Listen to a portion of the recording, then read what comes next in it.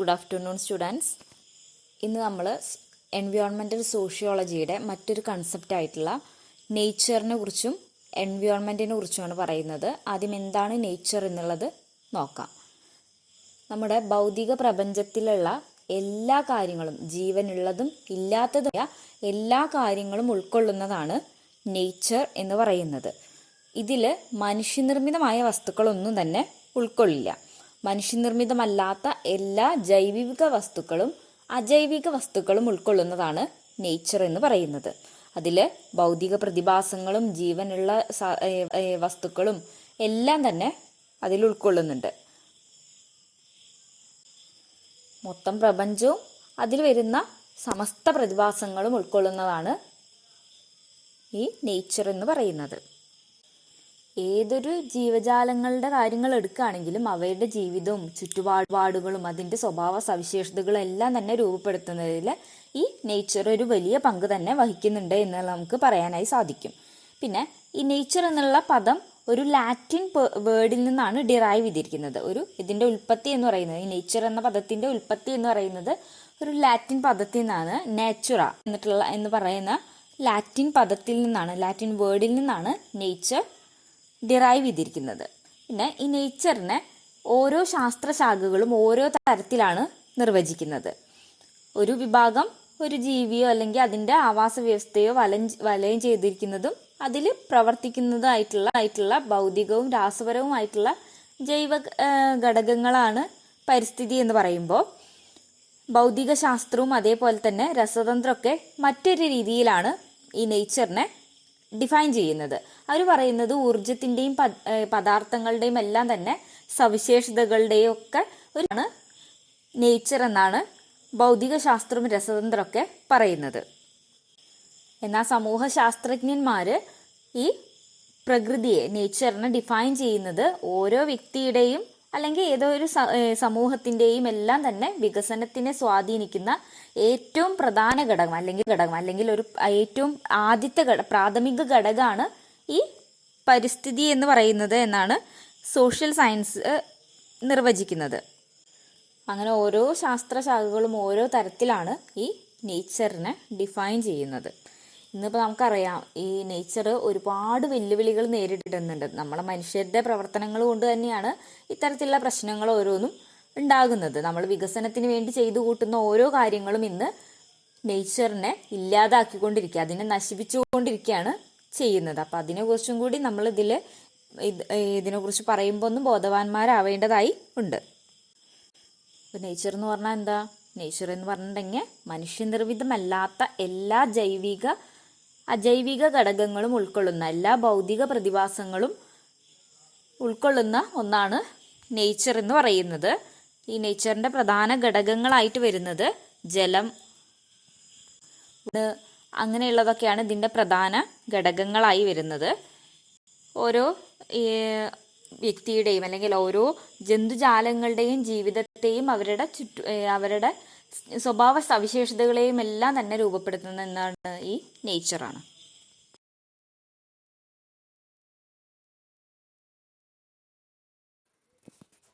ഇനി അടുത്തത് നമ്മൾ നോക്കാൻ പോകുന്നത് എന്താണ് എൻവയോൺമെൻറ്റ് എന്നുള്ളതാണ്. അപ്പം നേച്ചർ എന്താണെന്ന് നോക്കി, ഇനി അടുത്തത് എന്ത് നോക്കാം? എൻവയോൺമെൻറ്റ് എന്താണെന്നുള്ളത് നോക്കാം.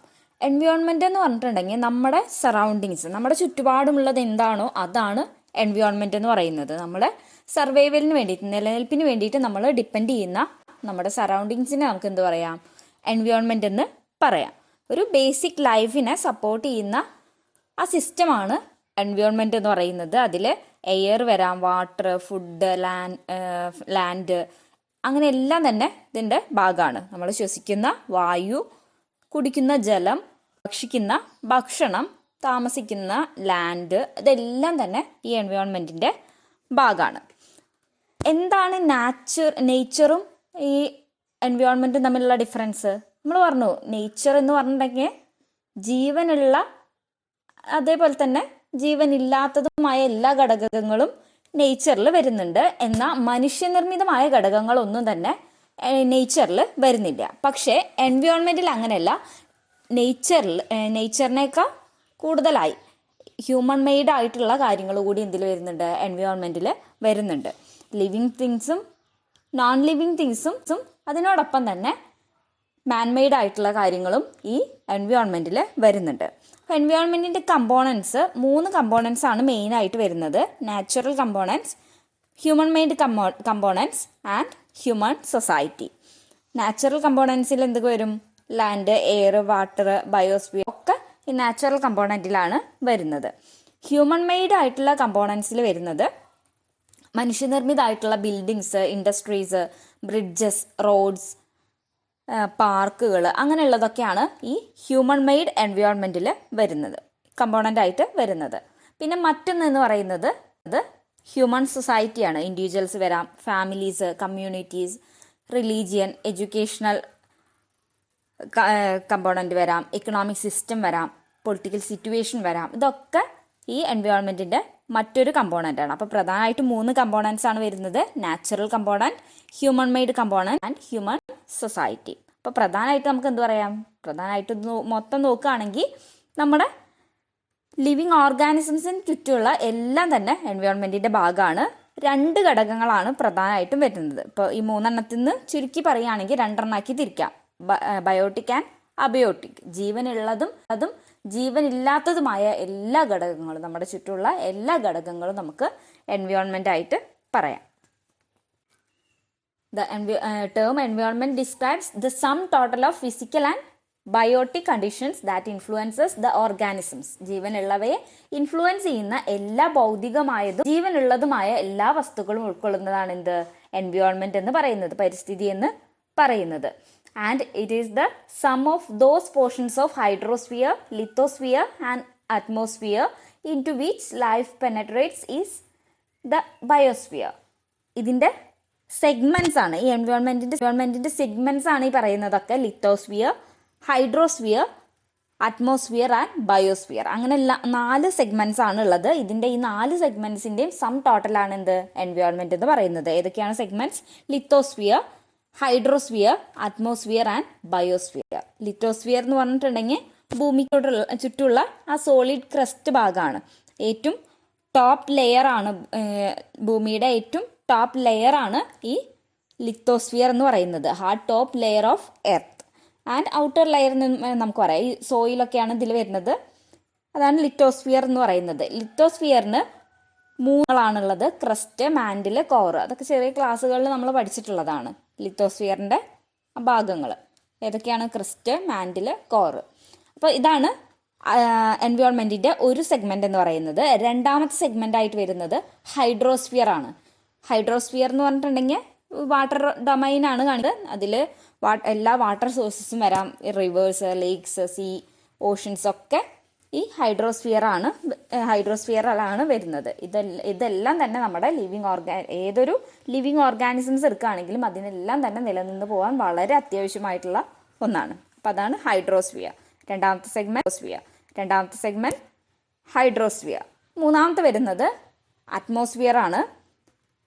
അത് ഭൂമിയുടെ തന്നെ ഏറ്റവും തിൻ ലെയറാണ് ഈ അറ്റ്മോസ്ഫിയർ എന്ന് പറയുന്നത്. ഭൂമിക്ക് ചുറ്റുമുള്ള വായുമണ്ഡലത്തിനെയാണ് എന്ത് പറയുന്നത്? അറ്റ്മോസ്ഫിയർ എന്ന് പറയുന്നത്. അപ്പോൾ 3 സെഗ്മെൻറ്റ്സ് പറഞ്ഞു. ഇനി 4ാമത്തെ വരുന്നത് ബയോസ്ഫിയർ എന്ന് പറഞ്ഞിട്ടുണ്ടെങ്കിൽ അത് ലിവിങ് വേൾഡ് ആണ്. അതിൽ അനിമൽസും പ്ലാന്റ്സും എല്ലാം തന്നെ ഈ ബയോസ്ഫിയറിൽ വരും. അപ്പോൾ 4 സെഗ്മെൻറ്റ്സ് ആണ്: lithosphere, hydrosphere, atmosphere and biosphere. ലിത്തോസ്ഫിയറിൽ സോയിലൊക്കെയാണ് വരുന്നത്. ഭൂമിയുടെ ചുറ്റുമുള്ള ആ ക്രസ്റ്റ് ഭാഗമാണ് ലിത്തോസ്ഫിയർ. ഹൈഡ്രോസ്ഫിയർ എന്ന് പറഞ്ഞിട്ടുണ്ടെങ്കിൽ വാട്ടർ സോഴ്സസ് ആണ് അതിൽ വരുന്നത്. അറ്റ്മോസ്ഫിയറിൽ വായുമണ്ഡലം, ഭൂമിക്ക് ചുറ്റുമുള്ള വായുമണ്ഡലമാണ് അറ്റ്മോസ്ഫിയർ എന്ന് പറയുന്നത്. ബയോസ്ഫിയർ ആനിമൽസും പ്ലാന്റ്സും ഇൻക്ലൂഡ് ചെയ്യുന്നതാണ് ബയോസ്ഫിയർ എന്ന് പറയുന്നത്. ഈ എൻവയോൺമെൻറ്റ് സോഷ്യൽ ലൈഫിനെ ഒരുപാട് ഇൻഫ്ലുവൻസ് ചെയ്യുന്നുണ്ട്. നമ്മൾ റിലീജിയൻ്റെ ഒക്കെ എമർജൻസി പറഞ്ഞ സമയത്ത്, അത് എങ്ങനെ റിലീജിയൻസ്, മതം ഒക്കെ ഉത്ഭവിച്ചു എന്നത് പറയുന്ന സമയത്ത് പറഞ്ഞതാണ്. ആദ്യം എന്തിനെയായിരുന്നു ആരാധിച്ചിരുന്നത്? എൻവയോൺമെൻറ്റിലെ ഓരോ ഘടകങ്ങളെ ആയിരുന്നു പണ്ട് കാലങ്ങളിൽ ആരാധിച്ചിരുന്നത്. പിന്നീട് അത് മാറി ഓരോ ദൈവങ്ങളിലേക്ക് മാറുകയാണ് ഉണ്ടായിട്ടുള്ളത്. എൻവയോൺമെൻറ്റിൻ്റെ ഡിഫറെൻറ്റ് കമ്പോണൻസിനെ, വാട്ടർ, എയർ, അതേപോലുള്ള ഓരോ ഘടകങ്ങളെയാണ് പണ്ട് ആരാധിച്ചിരുന്നത്. ഈ പ്രകൃതിക്ഷോഭമൊക്കെ വരുമ്പോൾ അതിൽ നിന്ന് രക്ഷപ്പെടാൻ എന്നവണ്ണം തുടങ്ങിയതായിരുന്നു ഈ ആരാധന എന്നുള്ളത്. അതാണ് പിന്നീട് മതങ്ങളായി രൂപപ്പെട്ടിട്ടുണ്ടായിരുന്നത്.